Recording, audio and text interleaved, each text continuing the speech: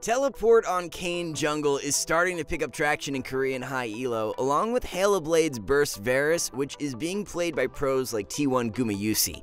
This and much more as we break down 10 of the most OP off-meta champions or setups that are on the rise for patch 11.7.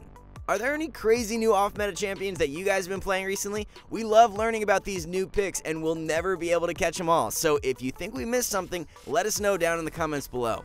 And without any further ado, let's get right into it. The first pick we want to highlight up in the top lane is Shyvana. There's a very unique build going around right now for Shyvana top that is much different than what you see in the jungle. Jungle Shyvana is most commonly played as full AP, but for your top lane Shyvana, a tanky bruiser setup is the way to go. The build consists of a Frostfire Gauntlet rush into Blade of the Ruined King second.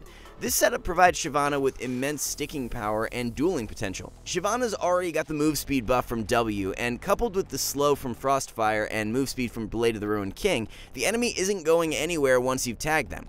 The build isn't the only unique aspect of the setup though, as you'll run Teleport with Ignite for summoner spells. This gives you amazing kill threat early on, and because the enemy top has likely never played against a Shyvana in their life, they won't have a clue as to your damage potential. For runes, take Conqueror with Triumph, Tenacity, and Last Stand. Resolve secondary is best with Second Wind and Unflinching. The complete build is Frostfire Gauntlet into Blade of the Ruined King and then Thornmail third. And remember, if you want to improve fast and get the rank you've always wanted, then check out our hyper improvement system at skillcap.com. We have professional courses by the top players, Smurf commentaries where a challenger player walks you through how to climb out of every rank from Iron to Diamond, and we upload tons of new exclusive guides to our website each week. In fact, we're so confident you'll improve using our system that if you don't climb at least 5 divisions while actively using SkillCap, you can claim a full refund, so there's no risk. What are you waiting for? Check out skillcap.com and get the rank you've always wanted. Link in the description below.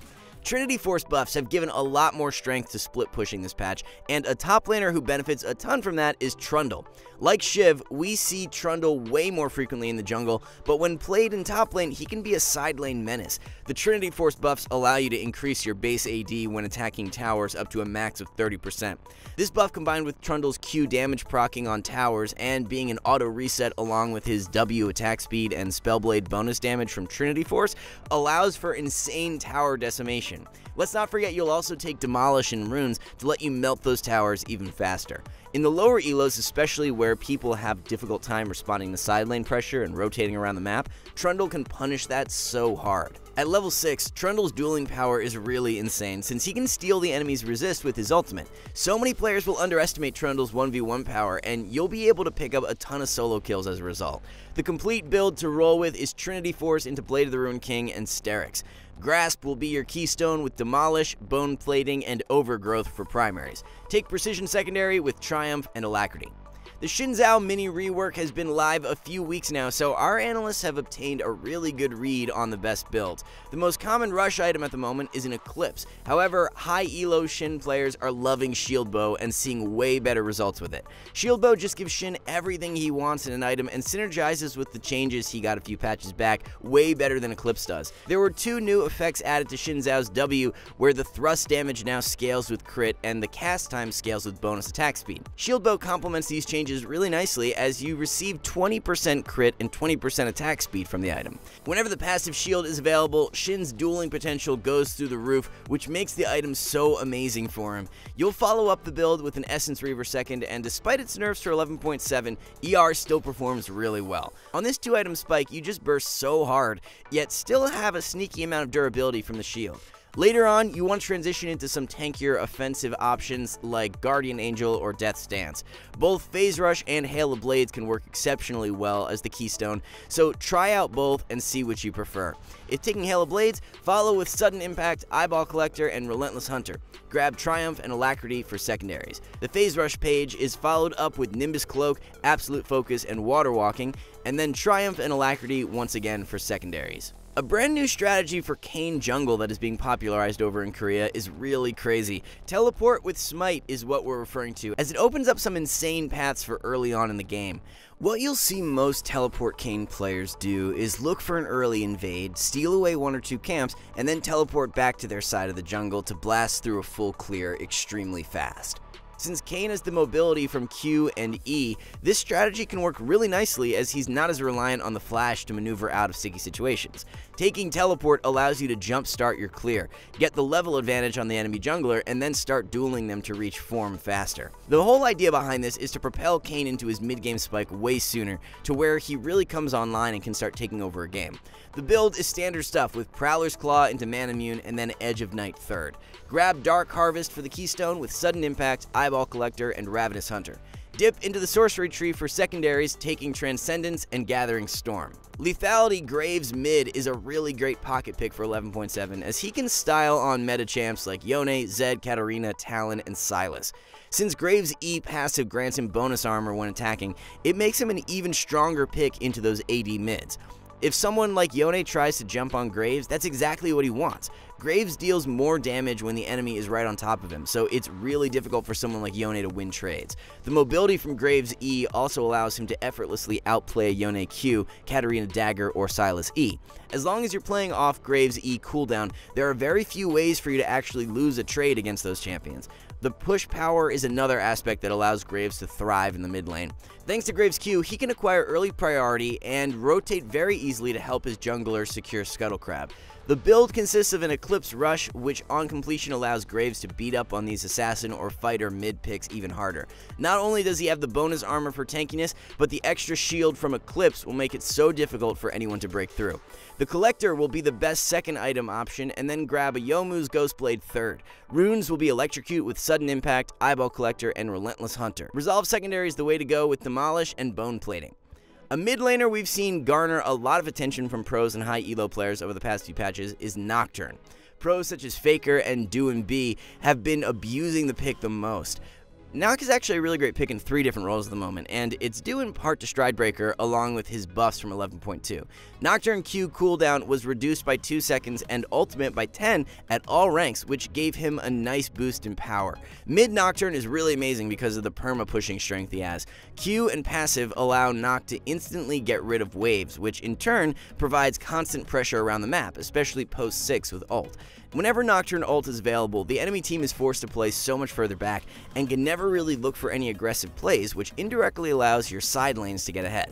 Stridebreaker as a rush item is just way too good for Nocturne because it gives him such great sticking power to remain in tether range of his fear. Sometimes when you jump on an opponent, they can use a dash to break the E tether, but with the active from Stridebreaker, that'll happen way less often, which makes Nock's 1v1 and potential to pick up kills so much better. Matchup-wise, Nock is absolutely destroying meta champs like Zed, Sylas, and Yasuo as he's winning over 54% of the time against all 3. The build path is really straightforward as you'll rush Stridebreaker into Sterak's Gage and then Guardian Angel. Take Lethal Tempo as the keystone along with Presence of Mind, Alacrity, and Coup de Grace. Secondary runes are Taste of Blood and Ultimate Hunter. If you want to annoy the living daylight out of your opponent and make them tilt super hard, then pick up some Lulu mid. Lulu is extremely strong against Katarina, Yone, and Zed, who all have around 10% play rates for 11.7. Any sort of champion that needs to play melee and get right on top of their opponents to deal damage, Lulu can completely destroy. Polymorph from W doesn't allow these champions to play the game, and even if they're able to survive long enough, you've got the shield and health growth to prevent so much of their burst. Lulu mids are seeing really great success with an Everfrost rush for 11.7 as the root just shuts down these melee champs even harder.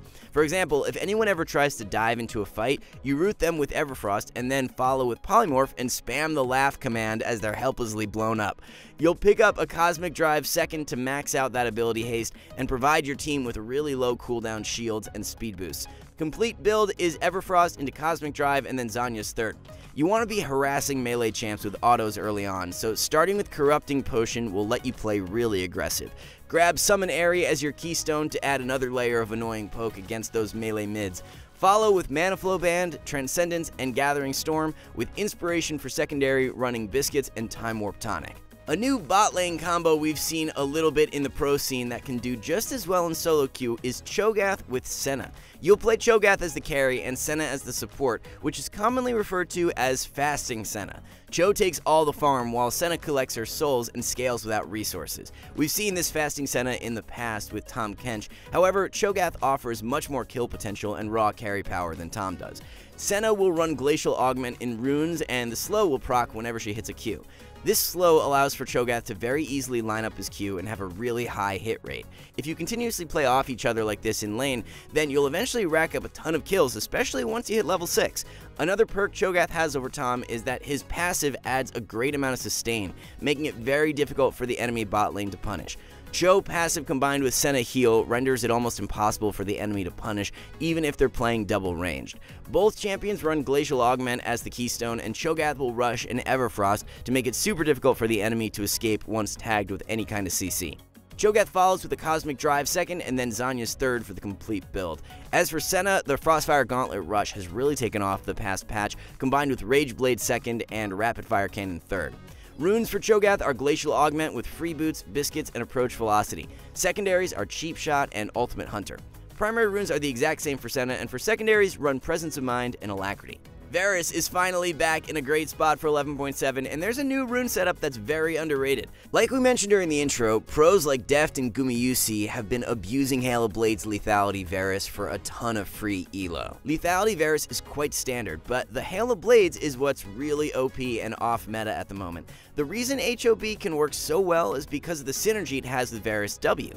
Every Varus auto applies a stack of Blight to his opponent, stacking up to 3 times. Since Hail of Blades gives you 3 really quick autos, this lets you max out those Blight stacks very fast. Using an ability will consume Blight stacks to deal bonus magic damage, so this setup just allows Varus to burst extremely hard. Since you'll be building Lethality, it's really difficult to stack up Blight without any sort of attack speed, but by running Hail of Blades, it completely eliminates that weakness. The full build is a Duskblade into Manamune second and Cyrilda's Grudge third. Cyrilda's was even buffed for this patch, and combined with Varus's base AD buff, it's making him so much stronger. Be sure to grab Lucidity Boots since you want your Q on as short a cooldown as possible when playing Lethality. The full rune page will be Hail of Blades with Taste of Blood, Zombie Ward, and Ravenous Hunter. Inspiration secondary with Biscuits and Cosmic Insight is the way to go. And then to round out everything is the most undervalued support pick in 11.7, which is Gragas. High elo and pro players have started picking up Gragas support much more, but in lower elos, it's yet to really catch on. Most notably, Sword Art and Core JJ have been spamming it in solo queue over the past week or so. Gragas is proving to be a really good answer to picks like Alistar and Rel, who are played at very high rates in 11.7. Body Slam and Explosive Cask offer you really great versatility in terms of peeling away those dive supports and vice versa, hard engaging yourself. If someone like Alistar tries to combo your ADC, you just knock them up with Body Slam and prevent any sort of follow-up damage. Once you hit level 6, the gank assist and kill pressure is very high with Gragas. His E-Flash combo is super deadly and can lead to snowballing the early game out of control. The build consists of rushing a Locket into Zeke's Convergence and then Knight's Vow third. For runes, grab Aftershock with Font of Life, Bone Plating, and Unflinching. Inspiration is best for secondary, running Biscuits and Cosmic Insight. And remember, if you want to improve fast and get the rank you've always wanted, then check out skillcap.com. Link in the description below. With that said, have fun abusing all these new picks and builds in solo queue. Don't forget to like and subscribe if you haven't already, and we will catch you all in the next one.